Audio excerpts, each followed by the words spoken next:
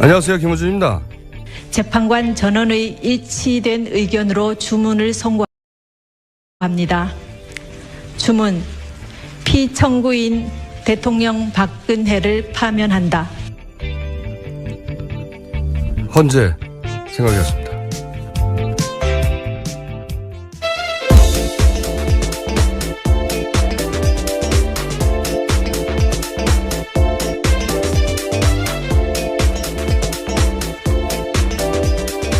역대 가장 짧은 오프닝이었어요. 네. 그 말 한마디로 충분하기 때문에. 시사인의 김은지입니다. 네. 어디서 그 헌재 판결 들었어요? 저는 그날 마감 날이어서요. 회사에서 들었습니다. 회사. 예. 네, 시사인이었으면 뭐 환호성이 터졌겠네요. 예. 뭐 대부분이 환호성을 터뜨릴 상황 아니었을까요? 그리고 그날 이제 세상에서 가장 무서운 그러나. 예. 몇 번씩 가슴이 출렁였습니다. 예. 그러나가 그렇게 무서운 단어인지 몰랐죠. 예. 그러나, 그런데 할 때마다 여러분들이 가슴이 철렁철렁 하셨을 텐데 저희 뉴스공장을 들은 분들은 그나마 앞에 나쁘면 인용이고 앞이 좋으면 거꾸로 기각이다. 제가 말씀드렸잖아요. 네. 예. 알고도 들어도 걱정되더라고요. 네, 그렇게 심장에 무리 가는 분들을 위해서 저희가 오늘 노래를 하나 준비했습니다. 이 노래를 듣고 방송을 이어가기로.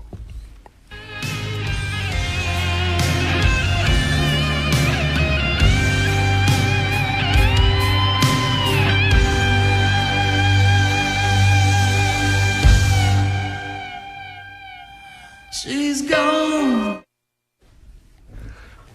네. 조금 더 들어야 되는데 노래가 첫 줄만 나오고 딱 끝나버렸네요. 네.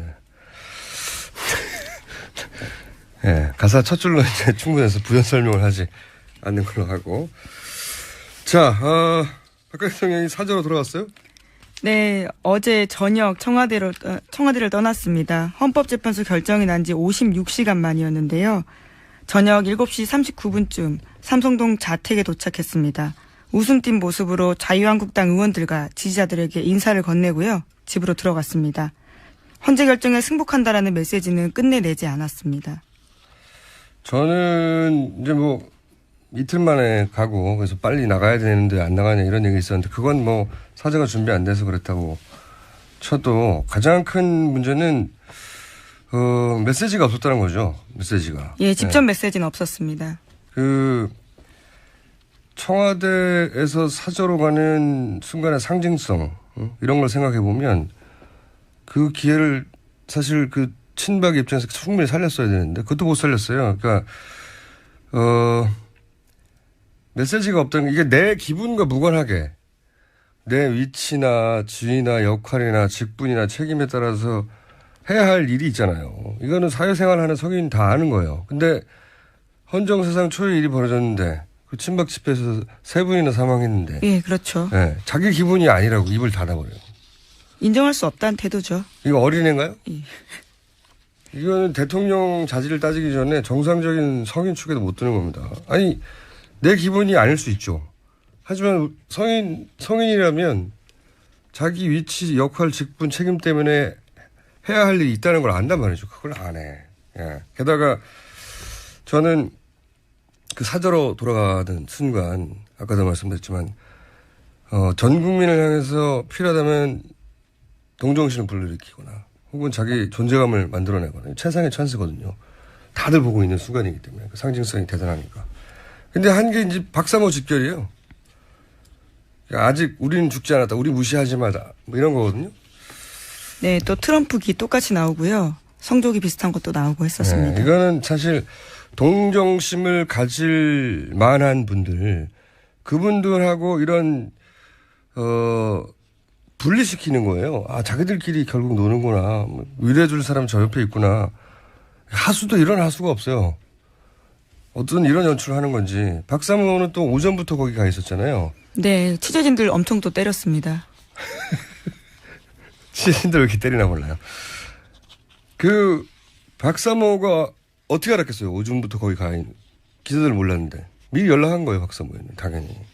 그리고 이제 방송을 보신 분들은 아시겠지만 카메라가 자꾸 그 태극기로 가려졌잖아요. 네네. 그거는 현장에서 그 도망갔다던 박사모 회장이지 않습니까? 예. 그분이 현장 지휘를 했어요. 제가 알기로는. 그래서 MBC 지미집 있잖아요. 네. 그 카메라를 제외하고는 다른 모든 카메라를 태극기를 가렸어요, 계속. 예, 그렇죠. 일부러. 그리고 왜 박근혜 전 대통령이 이제 박사모 회원이 만든 판넬 그 앞에 쭈그리고 앉아서 사인하고 했잖아요. 어떻게 그 폴리스 사인하고 그 경호 라인을 뚫고 거기까지 들어갔겠어요? 다 연출된 거거든요. 아, 저는 자기들이 가진 가장 큰 카드를 이런 팬클럽 행사 연출로 날려버리는 걸 보고 참 감사한 마음이 들었어요. 야, 와, 하수구나. 누가 브레인인지 박수를 보내드립니다. 네. 이번 대선에서 박근혜 전 대통령과 저 친박 세력이 변수가 될 가능성이 거의 없구나. 저 정도의 브레인이라면. 저는 그런 생각을 했고요. 대독 메시지가 있긴 있었죠. 네, 민경욱 의원이 대신해서 메시지를 전달했는데요. 4문장이었습니다. 이런 이야기인데요.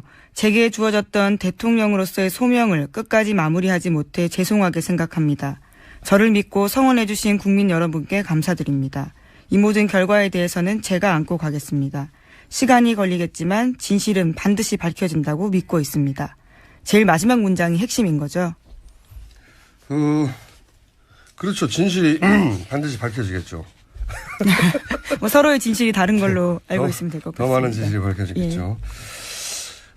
그런데 누구랑 같이 있다고 뉴스가 나와요? 지금 박 대통령, 네. 박 전 대통령 말씀하시는 네. 거죠? 지금은 사저에 계속 있으면서요.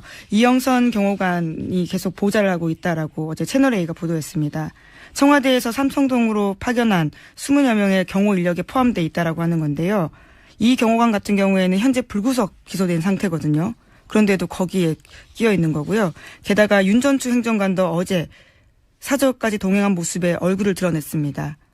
그러니까 삼성동 집에 합류할 가능성이 큰 거죠.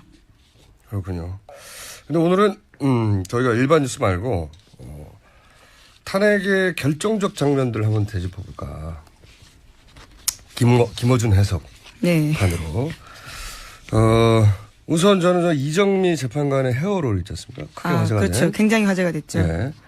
이 대통령 박근혜를 파면한다 하는 문장하고 저는 완벽한 수미 쌍관 완벽했다라고 봐요. 그 헤어롤이. 이번에 안 단어인데 정수리 뽕이라는 단어가 있더만요. 그런가요? 저도 지금 처음 듣는데요. 남성들은 M자 탈모가 예. 있겠습니까? 여성들은 중년이 되면 정수리 쪽에서 탈모가 일어난대요. 그래서 이 여성들에게는 이 정수리의 볼륨이 굉장히 중요한 거랍니다, 안에. 여성들의 자존심이라고 할까요? 네. 그런데 저도 이번에 알아서 정수리 뽕이라는 단어가 따로 있어요. 검색을 치면. 근데 박근혜 전 대통령이 세월호 7시간 변명하면서 여성의 사생활이라는 단어를 꺼냈잖아요. 그렇죠. 네. 계속해서. 네. 이 말이 여성은 사생활 때문에 국가적 재난에 적절히 대처할 수 없다. 이런 이미지를 주는 자기 살자고 여성을 마치 열등한 정치가로 팔아치워버리는 그래서 이제 일반 여성들이 이제 분노와 수치감을 느끼는 거거든요. 그런 단어에. 김지훈 기자 마찬가지 아니에요? 김은지입니다. 죄송해요. 황당하죠. 그런 이야기예요. 사실. 그러니까요. 네. 굉장히 분노를 느끼고 수치심을 느끼는 건데 근데 저는 이 이정미 헤어롤이 여성들에게 큰 위로가 됐을 거라고 봅니다. 왜냐하면은 이 정수리 뽕으로 상징되는 중년 여성의 여성성 여전히 챙기는 거예요. 동시에 그 롤을 직접 했다는 거잖아요. 보니까. 네. 평범한 일상이라는 거죠. 그분도. 그런데 이걸 한 걸 잊어버린 거 아니에요. 그렇죠. 일에 쫓기다 보니까 네, 정신이 없어서 그런 걸로 보입니다. 이게 1,000원짜리. 그런 걸 하고 그걸 잊어버릴 만큼 일에 집중한 전문가로서 이 대통령 탄핵을 책임진 헌재 소장 역할이 어마어마한 역할을 하죠. 그렇죠. 네. 그런 역할을 동시에 수행한 거죠. 그러면서 이제 그 모습으로 대통령 박근혜를 파면한다 이런 선언하는 장면을 보면서 저는 박 대통령한테 받은 모멸감 그거를 대한민국 여성들이 이제 위로받았다. 제가 보기에는 굉장히 상징적인 장면이었다고 보고. 네, 외신도 굉장히 관심을 많이 기울여서요. 그 비슷한 해석들의 기사들이 나오기도 했습니다. 저는 그 롤은 받아서 역사박물관에 전시해야 된다고 봅니다. 굉장히 역사적인 물건이라고 보고요. 자, 결정적인 순간, 김어준 해석의 결정적인 순간. 첫 번째는 JTBC 태블릿 보도. 예, 이 탄핵 국면 전체를 통틀어서 가장 중요한 보도였죠. 역사책에 또 등장할 보도라고 예, 합니다. 지난해 10월 24일입니다. 근데 결정적인 순간은 그 보도에 대한 박 전 대통령의 대응이죠. 예. 첫 번째 담화. 최순실 존재를 인정해버렸어요. 저는 그때 정치적 자살에 해당된다고 제가 표현했었는데 그때 계속 그래왔듯이 거짓말하고 뭐 은폐하고 우겼고 그랬으면 혼란은 컸지만 여기까지 않았습니다. 네.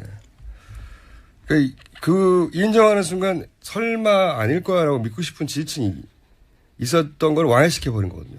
사실 그런 일이 있을 거라고 상상하기 쉽지 않았던 점이니까요. 대통령이 부인했다라면 계속 논쟁은 있었을 것 같습니다. 계속 논쟁은 있었겠지만 아닐 거라고 믿고 싶은 지지층은 와해되고 그리고 이제 언론에서 보자면 금기가 무너져 버린 거예요.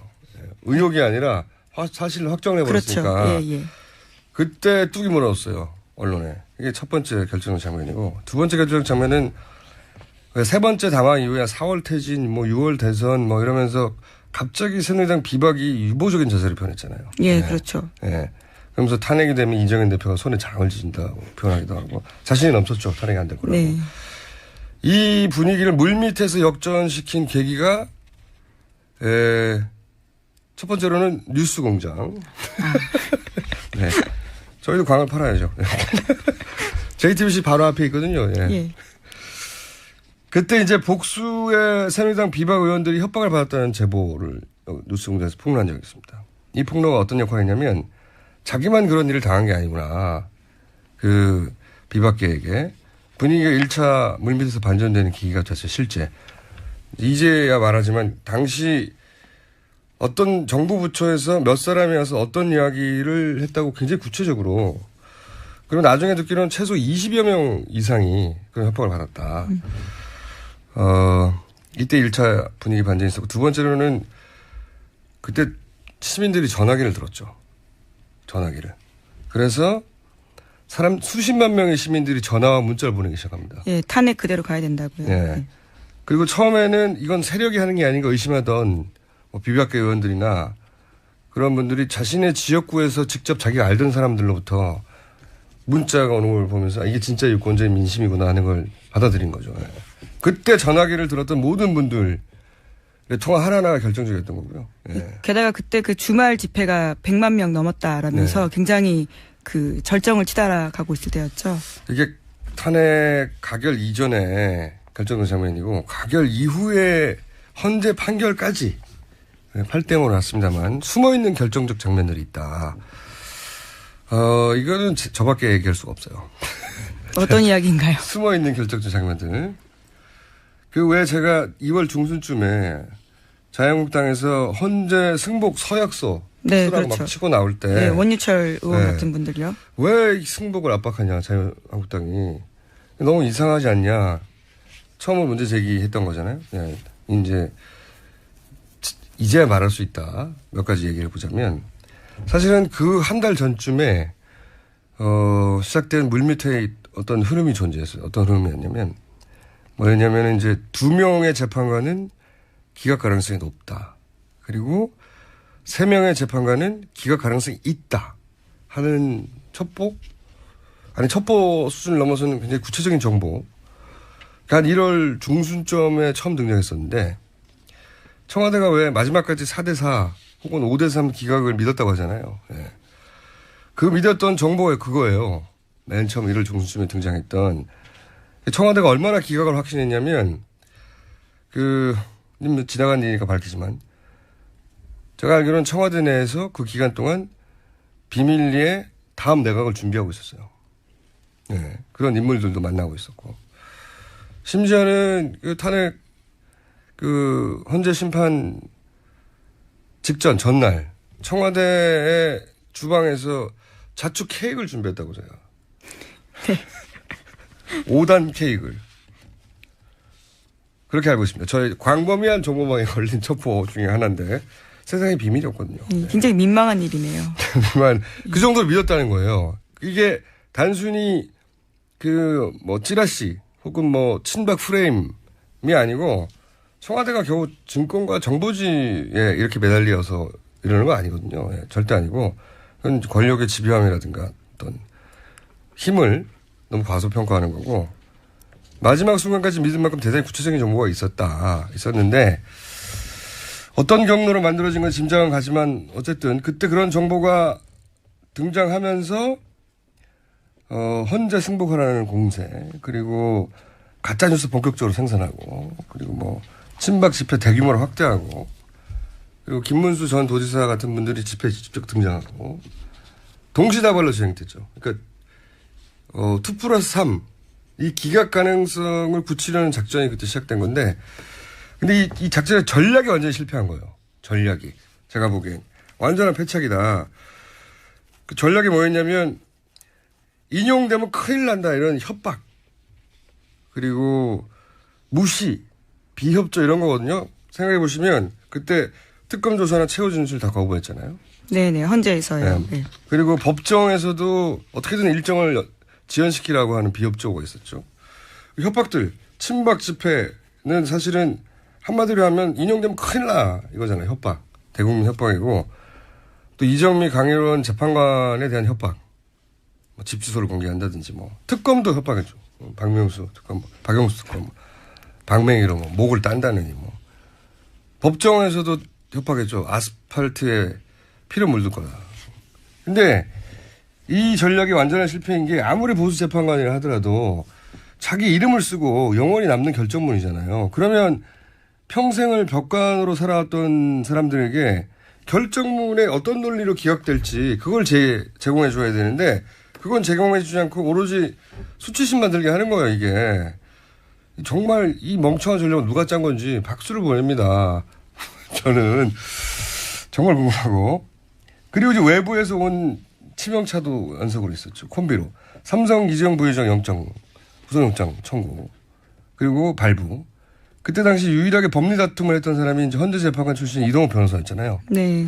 이분의 가장 중요한 논거가 이재용 부회장의 영장도 기각되지 않았나요? 네, 그렇죠. 뇌물죄 적용할 수 없다라는 거였죠. 근데 이제 이게 발부가 되면서 그 논리가 유일한 법리로 다투던 분이 날아갔고. 그다음 국정원 사찰 뉴스. 이거 굉장히 컸습니다. 재판관들 입장에서 보면 자기 결정이 어떤 정보기관의 사찰의 결과로 보이게 하는 부분이 있거든요. 위축되죠, 그러면. 세 번째 타격은 저는 이것도 컸다고 보는데 대법원장이 이정미 재판관 후임을 선정했잖아요. 대법원과 헌재는 사이가 안 좋습니다. 서로. 매우. 그런데 이거는 3월 13일 이후로 헌재 판결을 연기하라고 하는 아마도 친박 사이드에서 압력과 헌재 영향을 주면 안 된다고 하는 어떤 원론 사이에 타협을 해가지고 그 헌재 판결 직전에 이런 임명을 했잖아요. 이게 제가 보기에는 헌재 재판관들 자존심을 또 장악한 겁니다. 예. 자존심을 장악하죠. 예. 당연히. 그것도 실패 전략이고. 그리고 8대0 인용이 됐잖아요. 저는 8대0 인용을 만든 주인공이 바로 친박 집회라고 봐요. 왜냐하면 그때 이제 과격하게 협박하고 국론이 양분됐다고 하는 프레임으로 계속 밀고 나갔단 말이죠. 근데 이게 재판관들이 소수 의견을 내면 그 소수 의견의 근거로 해서 친박 집회가 더욱 가열될 거라는 우려를 만들어주죠. 네. 역시 땡큐입니다. 이 일관되게 무식한 전략. 대리인단 같은 경우에도 굉장히 말도 안 되는 막말을 변호사로서 할 수 없는 일들을 했는데요. 계속 모욕했죠. 예, 그렇죠. 그 수석 대리인이라고 했던 그 발언을 한 날 처음이자 마지막으로 헌법재판관들이 모여서 술을 먹었다고 합니다. 그날 뭐 거의 통음하듯이 서로 토론을 했다고 하던데요. 네. 그런 것들이 굉장히 나쁜 전략이었던 거죠. 그러니까 일관되게 재판관들이 거기다 쓸 그 어떤 논리 하나 제공하지 않고 계속 압박했단 말이죠. 이 전략을 세운 브레인에게 박수를 보냅니다. 그들을 스스로 만들어낸 거예요. 그리고 강일원 재판관의 존재도 저는 굉장히 중요했다고 봅니다. 원래 주심이 평의할 때 헌법재판소는 서로 의논해서 결론을 내잖아요. 근데 주심이 먼저 의견을 제시하고 평의를 주도해 간다고 해요. 결정문도 초안을 쓰고. 근데 이 주심이 의견을 내고 이의 제기를 하고 그러면서 이제 의견이 좁혀가고 근데 보니까 강일원 재판관이 굉장히 탄탄하고 꼼꼼하더라고요. 예, 보니까. 그러시죠. 또 법정에서도 굉장히 송곳 질문했습니다. 예. 심판정에서도. 이분이 처음에 의견을 제시할 때 반론하기 쉽지 않았을 거라고 봐요. 워낙 탄탄해가지고. 다른 분이 만약에 주심이었다면 다른 결론에 도달했을 가능성이 없지 않다고 저는 봅니다. 네. 그래서 근데 이 헌재 주심 배당을 어떻게 하는지 아십니까? 무작위로 하는 거 아닌가요? 컴퓨터로 해요. 예, 컴퓨터로. 예, 무작위로. 네. 우리 모두는 그 컴퓨터에 감사해야 합니다. 역시 이 컴퓨터도 역사박물관에 보관해야 된다. 이정미 재판관이 직접 읽은 결정문 내용은요. 네. 헌법재판소 실제로 박물관에 간다고 합니다. 말씀처럼 헤어롤도 함께 헤어롤 가면. 가야 되고요. 이 컴퓨터 가야 합니다. 네네. 그리고 이렇게 이 전략을 세운 분 있지 않습니까? 그분이 누군지 성함을 알아내서 그분의 주민등록증도 함께 가야 합니다. 다 같이. 친박 집회도 가야 되고요. 네네. 다 함께 힘을 모은 거예요. 네. 그분들이. 결정적 장면들이었다 봅니다, 이것들이. 혹시 제가 말하지 않은 결정적, 헤어롤이 전문 용어로는 그 업계에서는 그룹프라고 하네요? 예, 그룹프라고 부릅니다.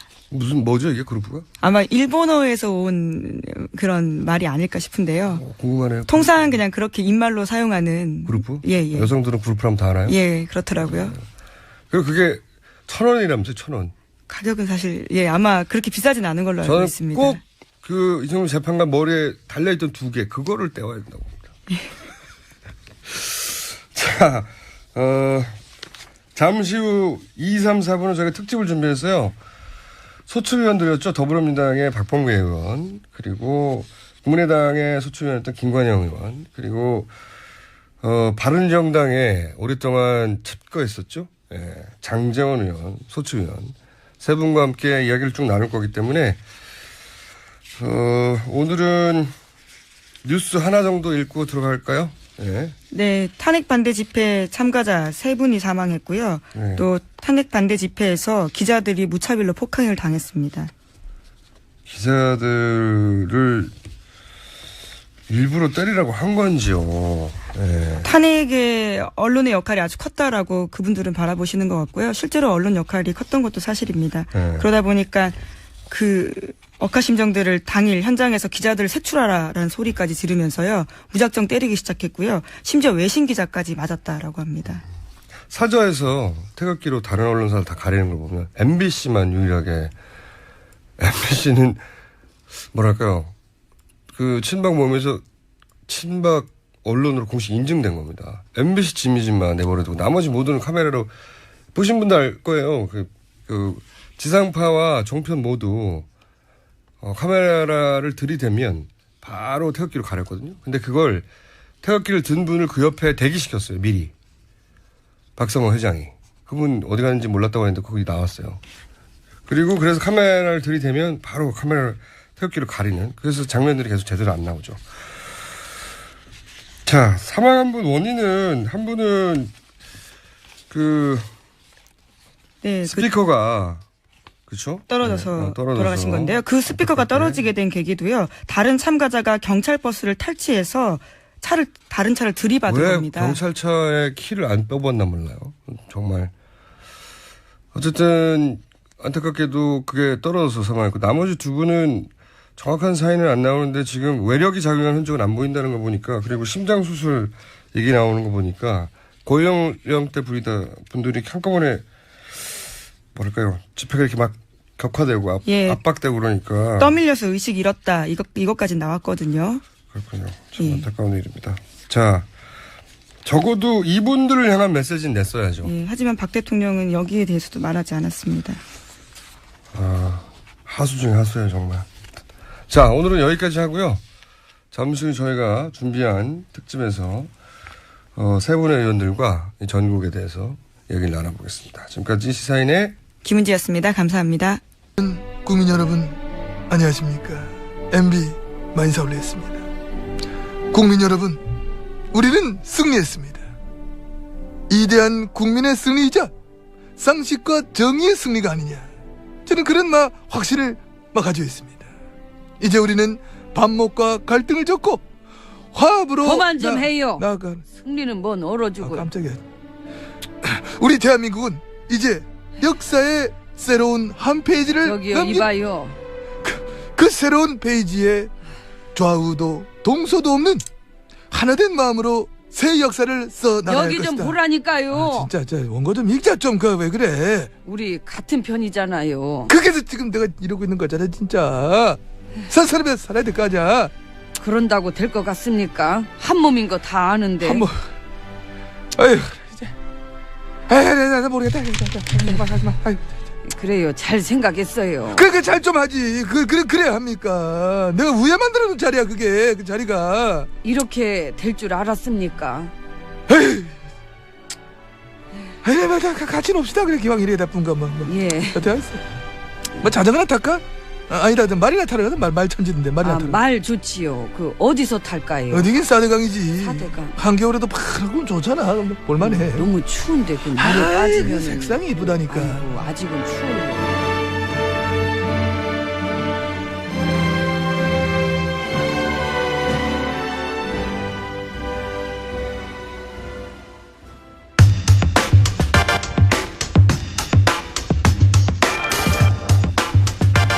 자, 오늘은 특집으로 준비했습니다. 더불어민주당의 박범계 의원 나오셨습니다. 안녕하십니까? 네, 반갑습니다.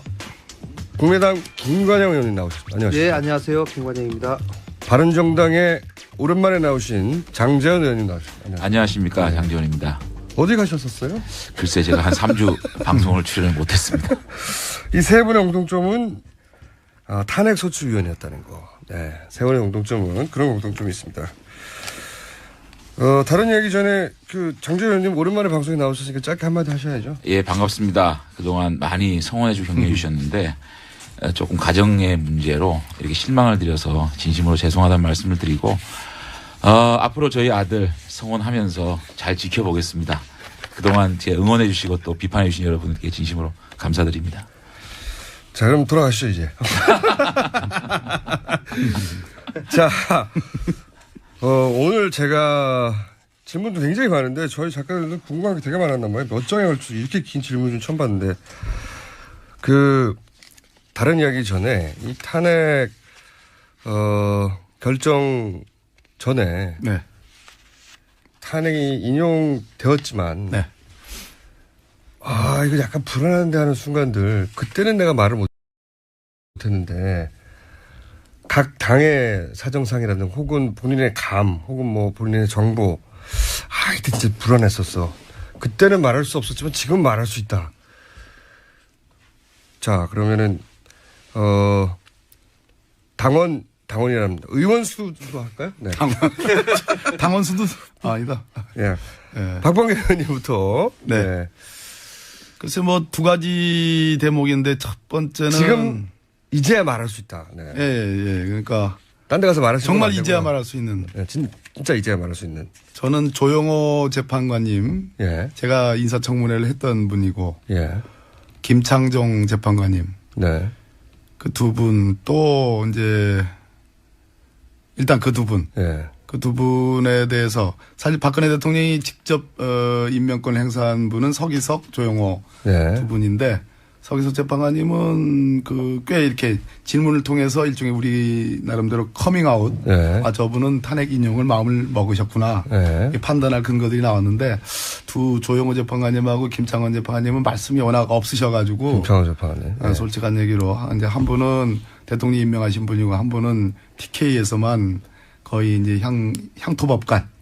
지역법관을 예. 하셨던 분이라. 불안하셨죠. 불안했습니다. 예. 네, 그래서 끝까지 이제는 말할 수 있습니다. 끝까지 저분들 말씀이 없으셔가지고 어떤 생각 갖고 계신가 했는데 저는 탄핵 인용 결정이 나기 전에 한 일주일 전부터 8대0으로 갈 거다 이제 이런 예측을 공개적으로 했는데요. 왜냐하면 탄탄하게 5명 내지 6명의 탄핵을 인용해야 된다는 법정 의견을 갖고 계신 재판관님들이 혹시 설득을 할 가능성이 매우 높다 이렇게 봤는데 아니나 다를까 열어놓고 보니까 두 번 재판관님도 흔쾌히 인정을 하셨고, 그 다음에 가장 직접적으로 정말 살떨린 시점은 탄핵을 선고하기 직전에 이제 재판관님들이 그 대법정에 입정하기 전에 손범규 변호사하고 대통령 측에 또 이동욱 변호사님이 두 분이 막 이렇게 표현하면 좀 그렇지만 굉장히 밝은 표정이었어요? 밝은 정도가 아니라 이게 귓속말도 하고 웃고 막 그래서 제가 그 당황해가지고 우리 저 김관영 의원님하고 장재현 의원님 맞아요. 쪽으로 가서 권성동 위원장님 그리고 맞아요. 또 우리 저 뭐 진행했던 우리 헌재 변호사- 재판장에서 예. 그 내에서 들어오기 전에 들어오기 전에 그분들 들어오기 전에 전이죠. 재판관 10분 들어오기 전에 전에. 그래서 야 이거 무슨 일이 있는 거 아니야? 이거 어떻게 되는 거야? 자기들만 아는 정보가 있는 거 아니야? 뭐 예, 이런 게. 그러니까 예. 아주 살뜰렸습니다. 서늘하셨고. 그두 대목은 아주 예. 그분들은 기각을 확신하셨던 것 같아요, 보니까. 이유는 모르겠으나. 그러니까 이제 판단이 아주 미숙한 거죠. 저기 장전 의원님 그 의원 수를 보면 국민의당이군요. 네. 제가 서운하려고 그랬습니다. 예. 큰일 날 뻔했네요. 예. 저는 이제 이정미 재판관이 오늘 퇴임하지 않습니까? 예. 그렇기 때문에 그 대통령 측에서는 3월 13일을 넘기는 작전 이것을 그러니까요. 아주 네. 막판에 아주 강하게 했었습니다. 예. 그래서 3월 13일날 넘기면 재판관이 7명만 남기 때문에 후임 선정했죠. 네. 네. 아니, 지금은 뭐 이제 지난번에 변론 종결을 하고 난 다음에 대법원장이 후임자를 선임했지만 네. 그 당시에는 변론 종결되기 전까지는 후임자도 선정이 안 된 상황이고 네. 또 설사 후임자를 선정했더라도 국회에서 청문회 절차나 전부 거쳐가지고 임명되려면 거의 한 달 가까이 이게 시간이 네. 더 걸리거든요.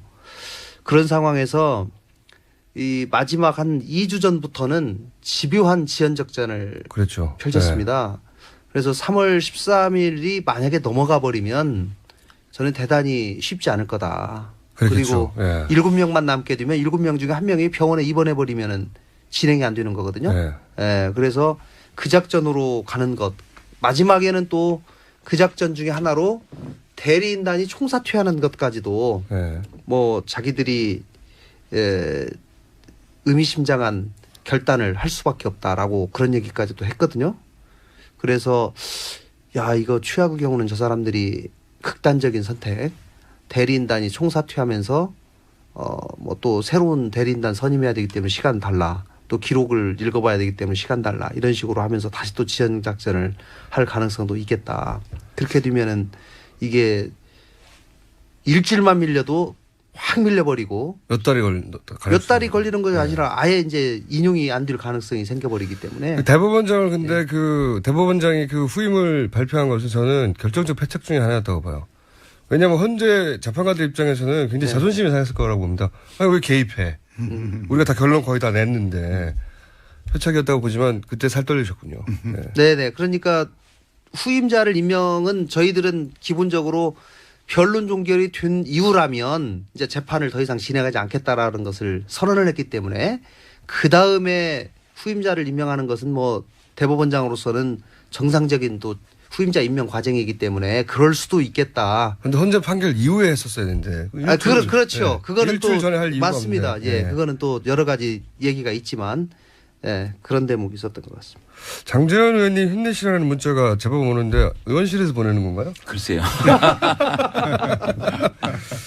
자, 의원님은 불안했던 순간들이 일단 개인적으로 불안하셔가지고 그죠? 그 얘기는 조금 이따 하고요. 사실 저는 뭐 우리 탄핵 소추위원들 대부분이 이 법률가시예요. 네. 판사 출신이고 또 검사 출신이고. 본인은 아니신데 어떻게 예, 들어가셨어요? 저는 이제 사실은 그 법률가 출신이 아니지만 권성동 위원장께서 개인적으로 저하고 대학 선후배고 해서 정무적으로 조금 조언을 해달라. 그래서 제가 소추위원회 들어갔는데 많은 이제 법률 전문가 분들은 뭐 하나 뭐 헌법 위반 사례가 5개, 법률이 다 8개다. 또 헌법재판관의 성향이 어떻다 이런 것들을 잘 아시니까 네.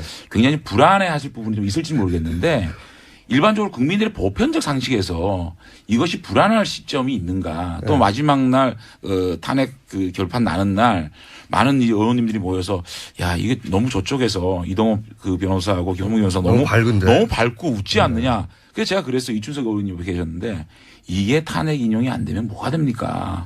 이렇게 말씀을 드렸는데 아무것도 모르니까 마음이 편했군요. 네, 저희 대표 변호사께서 그러니까요. 대표 변호사가 8대 0입니다. 그렇게 말씀하시더라고요. 그래서 저는 뭐 탄핵이 될 거라는 거는 제가 뭐 어떤 그 위험한 순간은 별로 없었는데 다만 저는 확실하게 이게 탄핵 인용이 될 거다 확신을 가진 게 안종범 씨가 나와가지고 모든 행위의 정점에 대통령이 있었다라는 얘기를 하는 딱 들을 때 이거는 이제 끝났다 이런 생각을 했고 아무것도 모르니까 그래.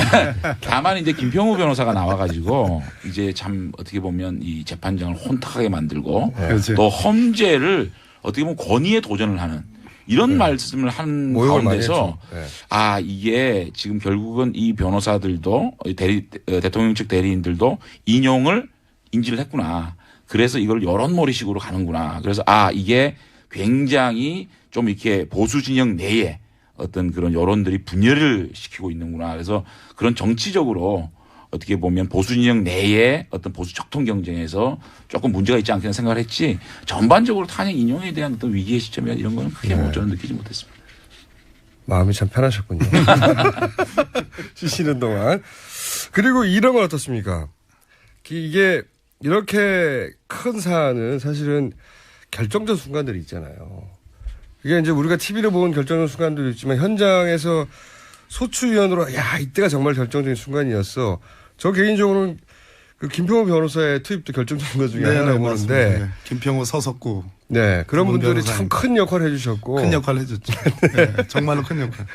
제가 보기에는 이번에 이제 선고를 하고 놓고 보니까 쭉 되돌아보시니까. 선고문의 구성 자체도 그렇고 사실은 전체적으로 이제 대통령 공무원 임면권, 언론의 자유, 세월호 이 부분이 다 그러나로 다 이 배척이 된 거 아니겠습니까? 네. 정말로 그때는 이러다가 진짜 마지막 몇 개 안 남았는데 이제. 몇 개가 아니라 딱 하나 남은 거죠. 그러니까요. 기각되는 거 아니냐 했더니 이제 마지막에 이제 국정 개입 행위와 이제 권한 남용 행위로 인정을 한 건데 사실 엄밀하게 보면은 이번 8분의 헌법재판관님들이 가능한 한 박근혜 대통령을 탄핵시키지 않는 방법. 그러니까요. 탄핵을 안 시켜도 되는지에 대한 고민이 있었어요. 그러니까요. 보수적 성향의 재판관들은 그렇게 했던 것 같아요. 예. 굉장히 이제 우리가 이제 예전에 재판을 해보면 이것은 유죄인지 무죄인지 뭐 일종의 그 무죄 추정 원칙이라는 게 있지 않습니까? 사실 이번에 대통령 파면 절차인데 이번에도 무죄 추정 비슷한 그런 원리가 작동했고 설사 법 위반이나 헌법 위반이 있어도 대통령이 반성을 한다면 즉 복직해서 정상적으로 대통령직을 수행할 수 있을 가능성만 있다면 사실은 탄핵을 안 시켜도 된다라는 생각을 갖고 계셨어요. 판결문을 보면. 판사 출신으로 안다 이거죠. 예. 그러니까 그런데 해보신 분들은 이런 걸 아시는데. 장 의원님 말씀처럼 김평우 변호사님하고 서석구 변호사님 이분들이 투입이 되면서 분위기가 이제 달라졌습니다. 예. 그러니까 제가 보기에는 완전히 이제 뭐 재판 끝났다라고 오판한 것도 있지만 사실은 대통령과 대통령을 지지했던 세력의 힘을 과신해가지고 그러니까요. 이렇게 선동을 하면 상당 부분 확 일어나고 실제로 많은 뭐 소위 친박 집회라는 것이 그냥 티밥 튀기듯이 확 불같이 일어난 건 사실이거든요. 뭐 알았는 표현은 아니네요. 티밥 튀기듯이. 점잖은 표현은 아닙니다만은 그 힘으로 사실상 헌법재판관들을 설득시킬 수 있었다라는 오판을 했을 가능성이 높은데 오히려 그것이 헌법재판관들의 영린을 건드리고 자존심을 건드리고 대통령과 대통령 둘러싼 심지어 대리인들조차도 이렇게 막 가면 이런 분들을 원직으로 복직시켰을 때 그 국정농단은 다시 또 개시될 가능성이 있다라는 그 판단을 한 것 같아요. 그럼 두 분 변호사의 투입이 결정적인 순간이었다? 패착이죠. 패착. 지금도 마찬가지. 결정적인 순간 딱 그때밖에 없었습니까? 보시기에? 꽤 있었죠. 아까 좀 처음에 말씀드린 것도 있고. 그런 정보를 얻었을 때 혹은 이 두 분은 굉장히 정보라기보다는 계속 우리 김어준 총재님이 계속 그 부분을 저를 한 달 동안 저를 이제 신문하고 계시는데 정보라기보다는 분석상 저는 이 탄핵 재판이 쉬운 재판은 아니라는 것을 알고 있었습니다. 판사 출신으로서. 탄핵 재판이라고 하는 것이 기본적으로 헌법재판소가 그 절묘한 시점에 이렇게 드시고 그러세요, 그걸. 헌법재판소가 증거를 강제로 수집할 수 있는 권한이 있는 것이 아니기 때문에. 그러니까요. 이미 수집된 정보를 주로 제출하고 뭐 헌법재판소에 새롭게 할 수 있는 것은 증인 듣고 뭐 증언 듣고 이런 방식이거든요. 그러다 보니까 증거 수집 특히 제가 볼 때는 대통령을 직접 신문할 기회가 없었지 않습니까? 그것 때문에 추가적인 사실 확인하는데 상당히 애를 먹었고 그것이 이번 헌법재판소의 판결에 공무원 임명권 남용을 위한 남용을 통한 지급 공무원제 본질을 해치지 않았냐 그 부분하고 세월호 부분하고 언론 침해 부분하고 이 세 개 부분은 이제 어떻게 보면 인정이 안 됐는데 그 부분은 제가 재판 과정을 지켜보면서 마지막에 결국은 대통령이 개입했냐 개입하지 않았냐 누가 대통령이 누구에게 지시했냐 이 부분이 밝혀져야 되는데 그 부분을 밝힐 수 있는 기회가 없었다. 그렇기 때문에 결국은 이제 지금까지 드러난 증거에 비추어 봐도 인정하기가 어렵다. 이제 이렇게 판결이 날 수밖에 없었다라고 생각이 됩니다. 결정적 순간 의원님이 보시기에 이때 네. 이때가 결정적이었어 이런 순간은 없으셨어요? 저는 탄핵 저희가 소추 의결서를 작성해서 12월 9일 날 탄핵 국회에서 의결을 하면서 234명이 찬성을 했습니다. 네. 그래서 저는 당시에 한 210명 정도 할 걸로 봤거든요. 네. 234명이 하는 순간 이건 헌재에 가서도 가능성이 높아지겠다라고 하는 굉장히 큰 확신이 들었고요. 또 두 번째는 저희가 이번에 헌재에서 주로 인정된 것이 대통령이 직접 본인이 임명한 검찰이 수사한 검찰 수사 결과 예. 공소장에 기재된 그 수사 결과에 공범자로 기재된 그 부분이 대부분 인정이 됐고 또 그거에 관한 증거 자료가 검찰 수사 자료가 대부분 헌재에 그대로 넘어가서 그 부분이 되게 인정이 된 부분이 많습니다.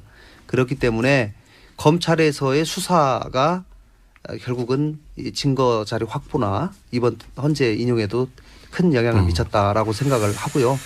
헌재에서 증언 과정에서는 안종범 씨의 증언이 저도 아까 우리 장 의원님 말씀하신 것처럼 가장 결정적이지 않았나 싶습니다. 우리 그 법률 아직 묻지도 전문가 않았는데. 마음이 급하셨어요? 법률 전문가들께서는 너무 오랫동안 말을 못 하셔가지고 3주 동안. 말 좀 줄이겠습니다. 그러니까 복잡하게 생각하시는 건데. 복잡하게 생각하시는 저는 이게 쭉 보면은요. 이번에 이정미 그 소장 대행께서 이게 쭉 읽어내려가시는 거 보면은 다시 한번 느꼈어요. 법은 상식이다.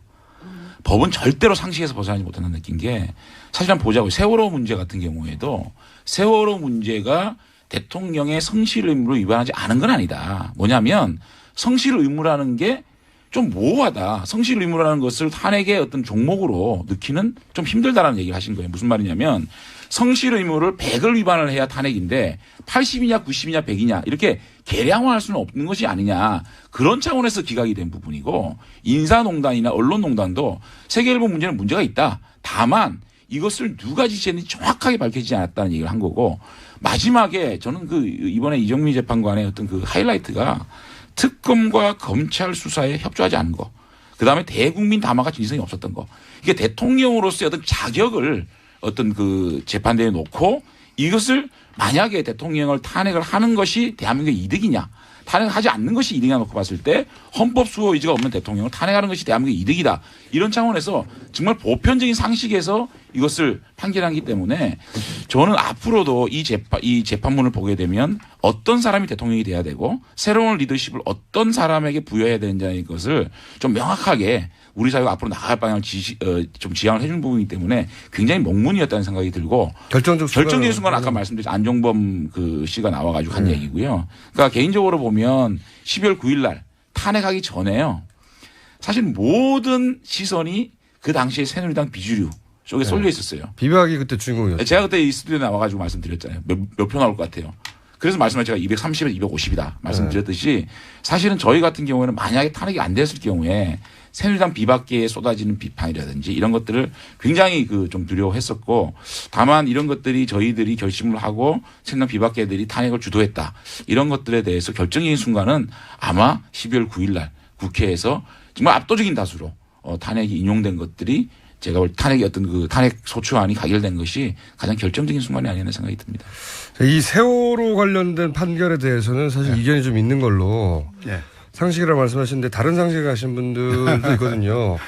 이 2부에서는 저희가 같은 소추인으로서 이제 비슷한 시각에 대한 이야기를 나눠봤는데 저희가 잠시 후에 2분 후에 돌아올 시간에는 이제 앞으로 대선이라든가 서로 의견이 전혀 다른 부분들에 대한 얘기를 나누면서 좀 싸워주셔야 되는데요. 지금 너무 화목하거든요, 분위기가. 무슨 함국? 아니, 싸워주셔야 되는데 지금 너무 화목해요. 화목한. 저는 대통령 화목이 싫어요. 탄핵 얘기를 물었는데 화목 안 할 수 없잖아요. 당연한 거고 정치 얘기하면 싸우게 되겠죠. 그러니까요. 왜 싸움을 시키려고 그러지? 저는 싸움이 좋아요. 아 예. 화목하기 싫고요. 얼굴은 평화롭게 생기셨는데. 아니 근데 바른정당은 굉장히 불안해하지 않았었나? 이거 이러다가 만에 하나 탄핵이 안 되면 당이 날아가고 막 끝장나는 거였잖아요. 아니 근데 네. 사실은 처음에 우리 박범계 선배님 말씀하셨듯이 재판문 판결문을 읽어 나가시는데 처음에 앞에. 하나, 둘, 셋 기각되는데 그러나. 이야 이거 진짜 그러니까 저는 뭐 믿고 있었는데 그럼에도 불구하고 이제 앞에서 그러나 되는데 야 이제 배치 떨어졌구나.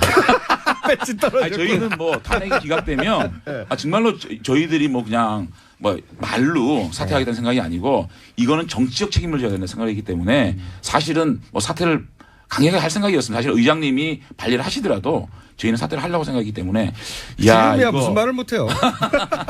저희는 진짜 그런 진정성을 가지고 이번 네. 탄핵이 임했다. 그러니까 그때 가슴이 철렁철렁 하셨죠. 철렁보다는 이게 왜 이럴까. 만약에 이것이 탄핵이 기각이 됐을 때 사실은 뭐 개인적으로 국회의원 그만두는 생각도 있었지만 야 과연 대한민국이 이래 정말 이게 갈 수 있을까. 아 그때도 대한민국을 생각하셨어요? 네.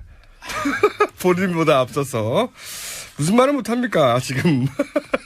자 지금 저희가 박범계 의원님, 김관영 의원님, 장재현 의원님과 얘기 나누고 있습니다. 잠시 쉬었다가 8시 10분에 3부에서 이분들 다 다시 만납니다. 김어준입니다. 탄핵 소추위원이었던 박범계 의원님, 김관영 의원님, 장재현 의원님 세 분과 함께 이야기 나누고 있습니다. 장재현 의원님만 계속 검색어에 올라오고 있어요.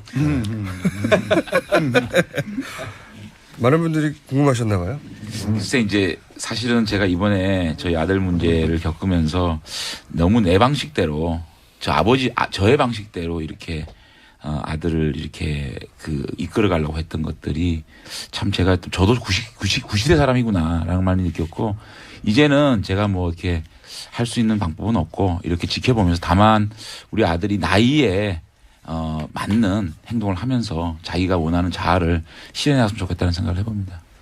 네. 힘내십시오. 감사합니다. 네, 저도 아들 3명이 있는데 네. 언제 터질지 모르는 화약고입니다. 항상 네, 아들은 다 걱정- 할 거예요. 네. 저도 항상 걱정하고 삽니다. 어제 일요일 날 이제 서울로 올라오는데 우리 아들 고등학교 1학년짜리 아들이 장재현 의원님 아들 뜨고 있다고. 다시. 예, 그래서 제가 오늘 여기 뉴스 공장 같이 출연한다고 하니까 격려해 주라고 우리 아들이 그러더라고요. 떠든 건 힘내세요. 네. 아니 근데 이번에 이제 그 일 터지고 나서 아니 야당 의원님들이 막 문자가 오시는 거예요. 괜찮다 용기 내라 그러시면서 그래서 야, 이 왜 야당 의원님들이 이렇게 격려를 해주시나 싶었는데 하여튼 이번에도 야당 선배님들 참 감사드립니다. 자유한국당에서는 연락 없어요? 고맙다고. 자, 앞 이야기 마무리하자면 전 대통령이네요. 이제 박근혜 전 대통령이 청와대 떠나서 사저에 가면서 메시지를 대리로 냈잖아요. 네. 그 메시지에 대한 논평 간단하게 하고 네네네. 다른 주제로 넘어가겠습니다. 자, 순서대로 해주세요. 다시. 순서가 접니까? 예. 그래서 박근혜 대통령, 전 대통령 국민 감정 건드리는 데는 재주가 있으신 분이에요. 예, 저는 제가 이제 다른 방송에 나가서 예측을 대통령 메시지가 없길래 메시지가 나온다면은 어떡할 것 같느냐라는 질문을 듣고서 주문은 이번에 이제 헌재 재판의 주문과 이유가 있지 않습니까? 네. 이유를 먼저 쫙 얘기한 다음에 마지막에 피청구인 대통령 박근혜를 파면한다. 이게 이제 주문인데 주문은 헌재 결과의 승복, 이유는 불복. 이렇게 모순된 메시지가 나올 가능성이 높다 이렇게 판단했는데 뭐 비슷하긴 했어요. 예를 들어서 안고 가겠다. 네. 이거는 마치 이제 승복하는 그런 메시지였는데 바로 뒤 문장이 나온 문장이 진실은 반드시 밝혀질 것이다. 결국은 진실 밝혀져 봤자 뭐 박근혜 대통령 더 나쁜 일 한 거 더 많이 밝혀져 가지고 오히려 죄만 더 많아지는 거지 뭐 그렇게 말씀하시면 국민들 화 돋구는 일이니까 글쎄 저걸 무슨 계산으로 한 것일까 정무적으로 한번 판단해 봤는데 대통령 선거는 아닌 것 같고요. 워낙 지금 그 대통령 대면 조사와 청와대 압수수색 또 뭐 출국 금지 이런 것들이 다 남겨져 있고 지금 최순실과 다 공범 관계인데 최순실 기소된 것만 가지고 유죄가 한 3분의 2만 나와도 제가 보기에는 형량이 엄청나거든요. 얼마나 나올 판사하셨으니까. 지금 아무튼 뭐 최소 10년 이상은 나오는 지금 사례인데 최순실 씨가 10년 이상. 10년 이상. 뭐 아니면 많게는 보는 분들은 뭐 무기징역까지도 보는 수가 있다는 건데요. 박근혜 대통령의 경우에 만약에 그 혐의들이 다 공범 관계로 돼 있습니다. 그럼 마찬가지로 그 정도. 아무튼 뭐 중한 매우 중한 범죄니까. 최순실보다는 더 중하다고 봐야죠. 네, 그래서 그 걱정까지도 앞서서 저러시는 건가. 뭐 지난한 법정 투쟁을 한번 해보겠다. 이런 평가를 드립니다. 저는 참 아쉬웠습니다. 국민들에게 마지막 용서를 구할 수 있는 찬스를 저렇게 날려버리는가. 그런데 이제 그동안 헌법재판소에서 제출된 여러 대통령의 대리인단이 보여준 행동, 또 마지막 대통령이 본인의 의사다 해가지고 이동욱 재판관이 대신 읽은 내용이 있거든요. 그 내용을 보면은 본인이 사익 추구하지 않았다.